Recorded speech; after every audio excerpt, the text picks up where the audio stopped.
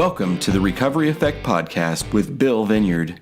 Recovery is Bill's passion and his life's work of 30 plus years. Now it's your turn to experience the Recovery Effect, a powerful mix of recovery, spirituality, philosophy, and most importantly, living life as your true self.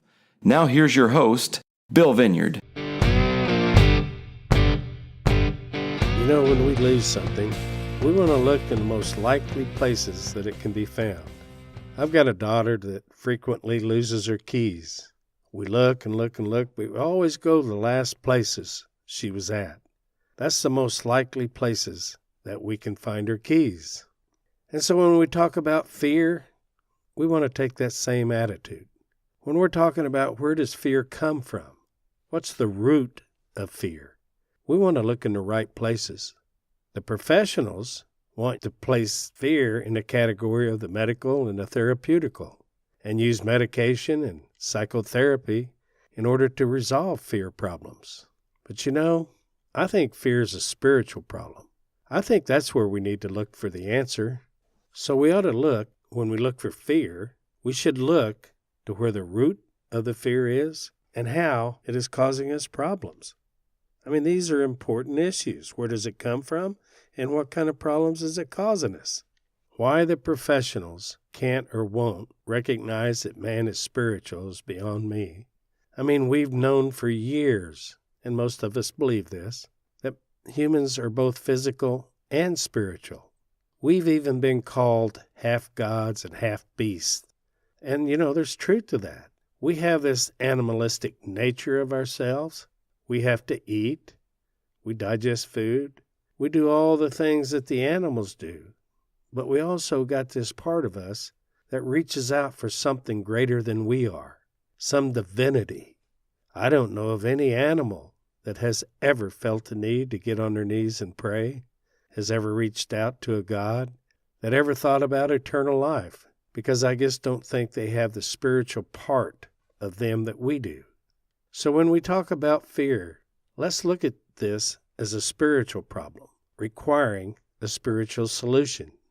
Even though fear is a spiritual problem, it is the physical part of us that causes the most fear. So in other words, we have physical fears requiring spiritual solutions. These physical fears that we have centers around making a living. Even the saying, making a living, alludes to the fact that if you're not making a living, or you fail at making a living, then you might not live. How many times have you had a thought or one similar that said, I'm just so scared I won't make it? We've all had those thoughts. And you know what we need to do? We need to define what not making it is. You know, it would do you justice right now if you want to pause this podcast and stop for a minute and think, what is it not making it means? What does that exactly mean to me? Does that mean I'm going to die? Does that mean I'm going to be living under a bridge? Does that mean I'm going to starve to death? You need to think about that. And when you think about that and you find what you think not making it means, ask yourself this question.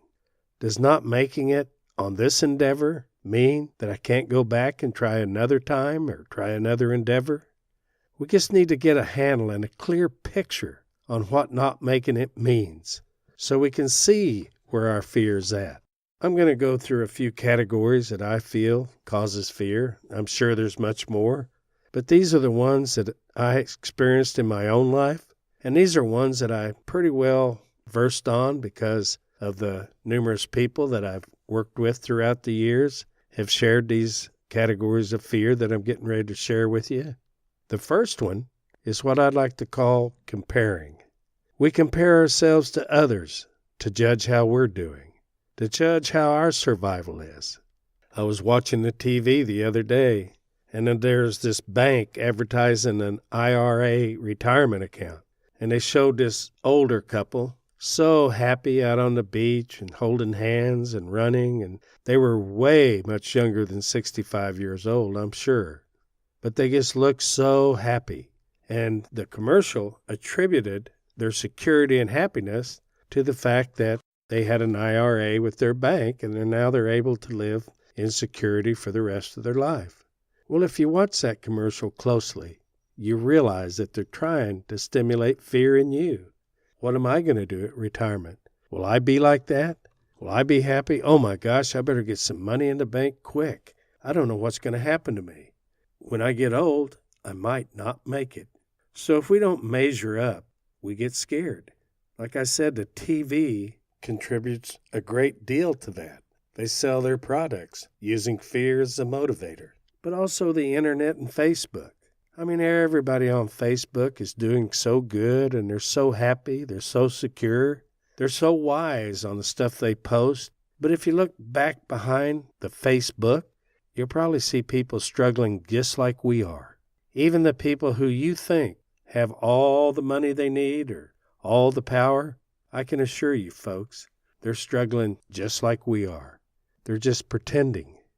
I know Jane and I used to go over to a friend's house back when we were young, and when we'd leave, Jane would also always seem kind of down. And one time I asked her, I said, Jane, how come you're down every time we come over here? And she said, well, her house is just spotless, and mine's not. And I said, well, Jane, they clean it up because we're coming over. It's not like that all the time. I'm sure it gets dirty and messy. I mean, they have kids. They just clean it up so they look good. And I think that's what we see in a lot of people that we run into that make us feel insecure. We look at them and they look so secure and happy and joyful, and we wonder, why aren't I like that? And it causes us a great deal of fear by comparing ourselves to others. Another comparing fear that we do is that we compare one day to another. We compare the future, which is unknown, to the past. We compare that day in the past to the day that might happen in the future. We say things to ourselves like, I've never made it. I don't know why I'll make it now. The future looks so bleak to a lot of us because we've had so many series of failures, failure after failure after failure. Even times we attempted to go back to school or to get a good job or all these things that we failed at. These are all memories in the past, and they haunt us. So we sit here in the present thinking about our future and what we want to do, such as going back to school or other things. The past comes up and tells us, don't try that. You know you tried it before and you failed. Why do you want to do that again? You've already been down that road. And so it freezes you from doing anything. You're frozen in fear. And you know what the saddest part of all that is? There's two things that makes that sad. The first one is, that was then. This is now. You can't even relate the two. That one's in the history books. This is the present. And also, you might have been a different person, at least I hope you was, than you are now. You're not even the same person. I've experienced that quite a few times in the 37 years that I've worked with alcoholics and drug addicts. I've seen people come in. I remember one guy that came in, and he was a total mess. Well, in about 2 weeks into treatment, this guy changed. He told me he had a spiritual experience, and he just wanted to work the program so hard. And he did. And he stayed at a Tischwin for almost a year. He was doing great. Well, he had a case on him. He had already pled guilty to having a meth lab, but he hadn't been sentenced yet.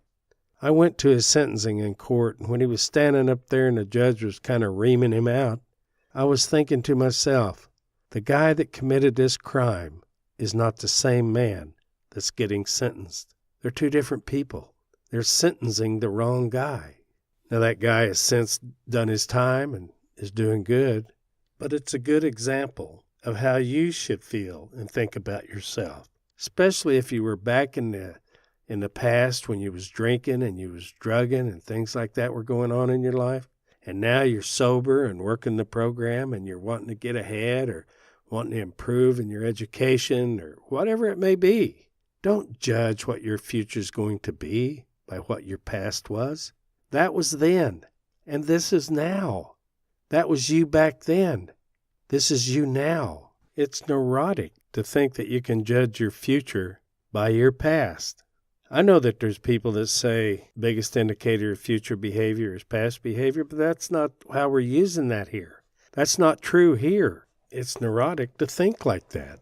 I mean, can you imagine, let's say that I leave my house and I go down one of the side streets here in town and I have a little fender bender and I get it all fixed up, and a couple of years later you're with me and I go way out of my way not to go down that same street, and you ask me why, and I'll say, well, I had a car wreck there and a little fender bender and I'm just scared to death to go down there.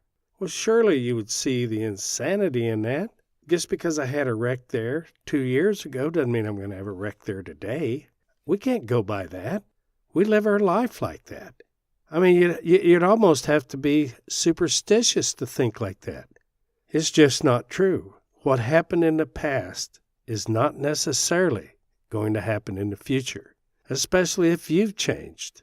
So let's get on top of these two comparison fears, comparing ourselves to others and comparing one day to another. They're just illusions, and they keep you where you're at. Another source of fear that we probably can all identify with is fear of the unknown. The problem with that fear is what's unknown will never be known. In other words, you can't sit here in the present and know what the future holds. That's the unknown.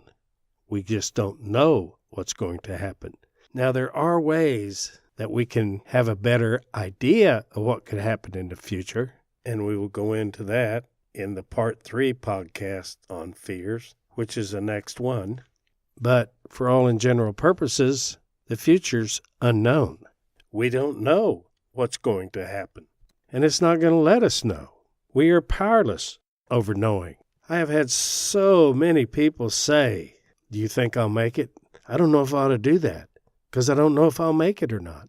I can't go back to school. I don't know what kind of grades I'd get. I don't even know if I'd pass. And even if I got the degree, I don't know if I could use it. Do you think there's a lot of jobs for what I'm doing? Well, you never know these things. And we have a fear of the unknown, especially when we project to pass into the future. We're just scared of what's not known. It keeps us from taking the risks that we need to take to jump off into the unknown. Because either we feel the enthusiasm or we feel the passion or we just simply feel the rightness of it, even though it looks stupid to everybody else. You can't wait till things are known before you do anything.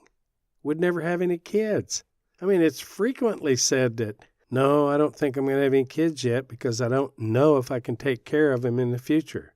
What? I mean, if we go by that, the human race will be no more. We'll never know if we can take care of our children in the future or not. I mean, we have to do some things. I mean, we get up in the morning and we drive to work, not knowing if we're going to get in a car wreck or get shot, but we do it. The fear of the unknown is a lying fear. It makes cowards out of us. It comes up and attacks us and tells us we shouldn't do this because we don't know what's going to happen. And it keeps us frozen in fear to where we can't take the risk and make the moves that we need to make in our life to fulfill our purpose or to live out our passion or just simply to make a better life for ourselves and our family. You need to take a look at that and see if you're not suffering from the fear of the unknown. Would you like to know the cousin to the fear of the unknown? It's called the fear of not knowing. This type of fear generates a tremendous amount of fear. I'd even say it goes into terror. Usually people that have this, they don't know how to live. They have a deep fear and terror of living. They don't know how to pay their bills. They don't know how to get insurance, pay their taxes. They just don't know how to maneuver in life. It's just so sad to see this happen to people, and it just tugs at your heart because you wish you could do more.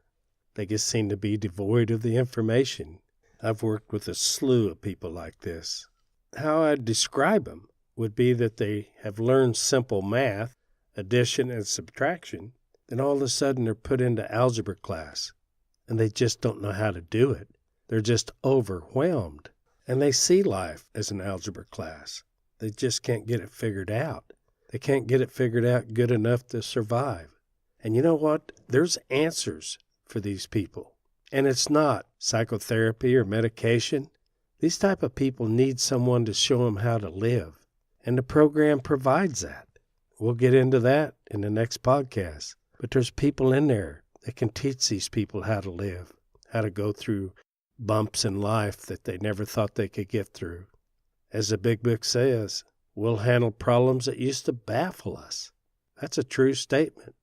So the fear of the unknown and the not knowing keeps us fighting change.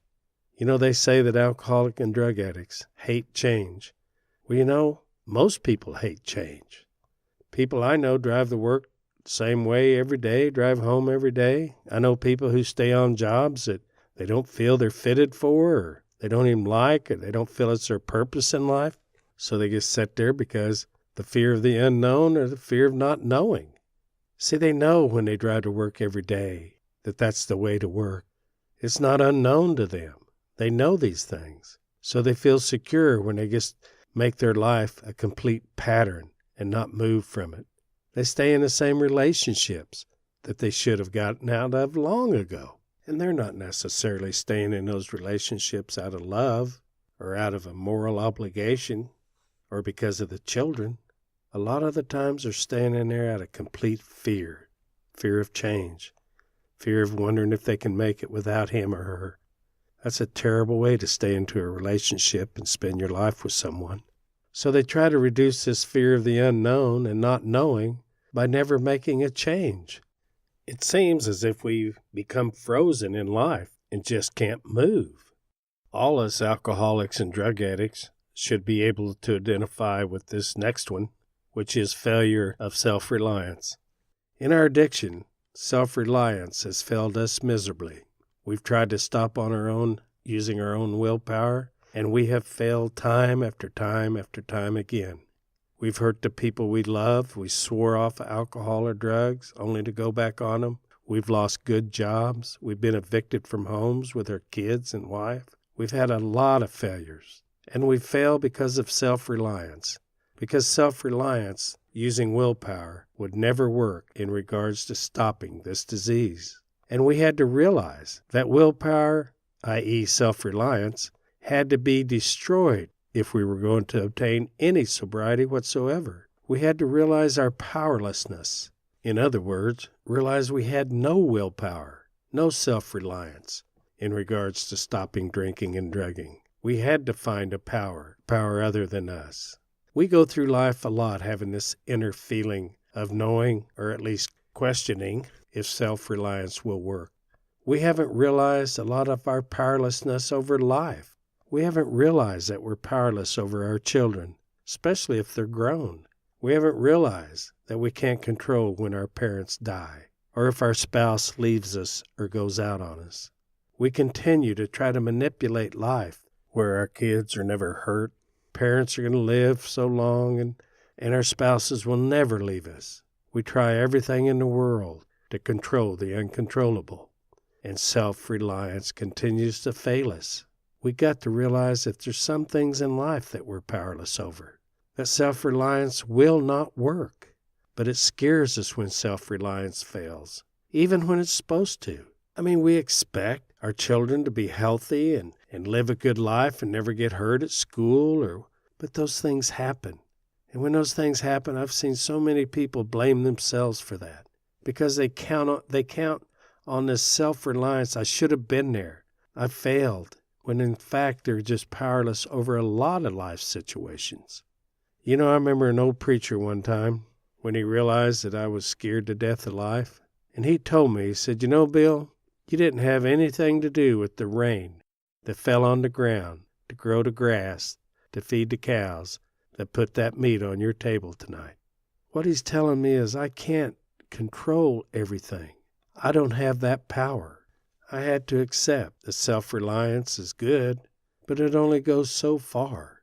I need to realize that there's things that I'm just not going to be able to manipulate and control, and I've got to accept that.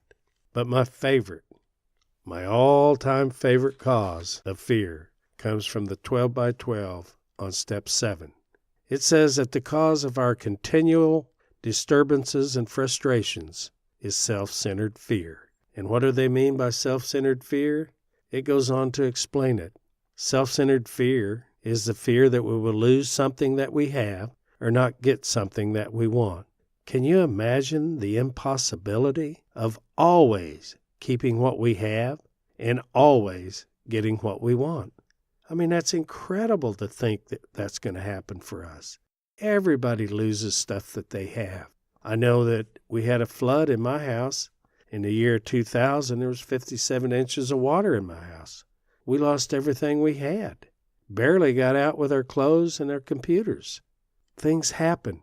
We lose things that we love. But we have this self-centered fear. Live in fear of, I'm going to lose my home. I'm going to lose my car.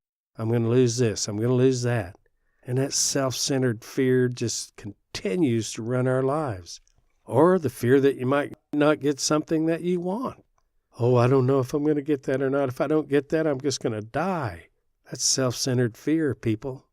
You know, I remember reading in a big book in my first year of sobriety when it said, selfishness is the root of my troubles. I couldn't believe that. I thought alcohol was the root of my troubles. But there it was in black and white. Selfishness was the root of my problems. And you know, through the years, I have totally 100% realized that. Seems like every problem I have comes back to selfishness, whether it's in relationships or not. And this self-centered fear drove me like a Mack truck.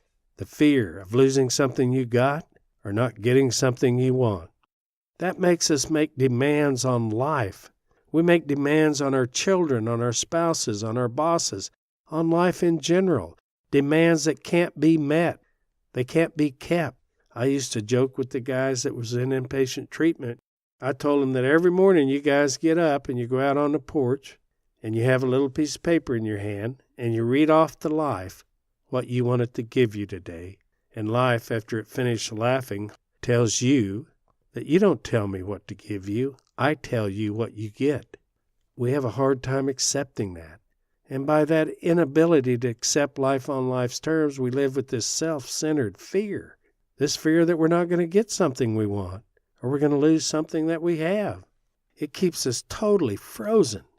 I remember a father that came to me years ago, a very successful man, very intelligent.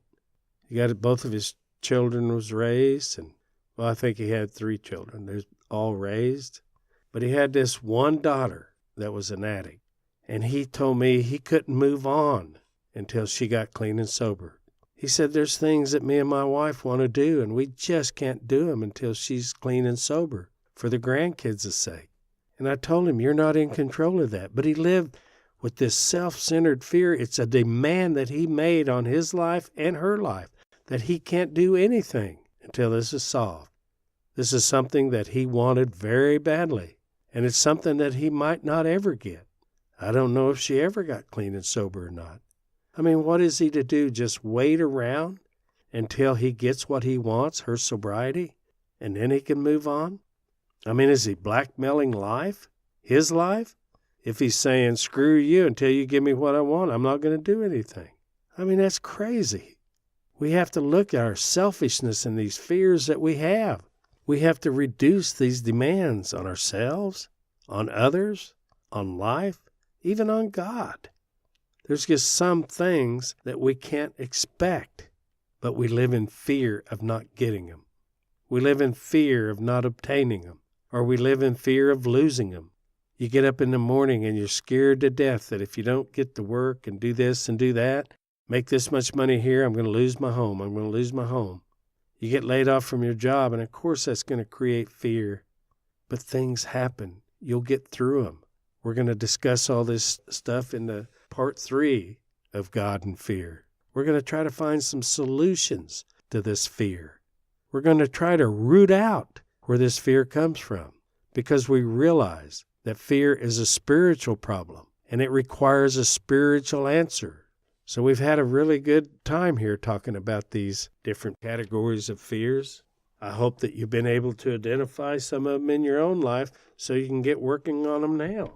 I hope that you realize that fear is a spiritual problem and it doesn't fit into the medical and the psychological realm of things. It doesn't need to be treated with medicine and psychotherapy, and that most of our fears come from making a living. And we need to look at the comparing and stop that. Comparing ourselves with others or comparing ourselves with one day to the next. We went through the not knowing and the unknown. And I hope that we realize that self-reliance will not work on all things and that we're powerless. And most of all, I hope you realize the selfishness of self-centered fear. The fear that you might not get what you want or you might lose something you have. I want to thank you for listening to this podcast. I hope you gained something from it. And if you have, please share it with others. And I hope that God always gives you enough. Thanks for listening to The Recovery Effect with Bill Vineyard. Check out more at therecoveryeffect.com and facebook.com/therecoveryeffect. And don't forget to give us a 5-star rating on iTunes.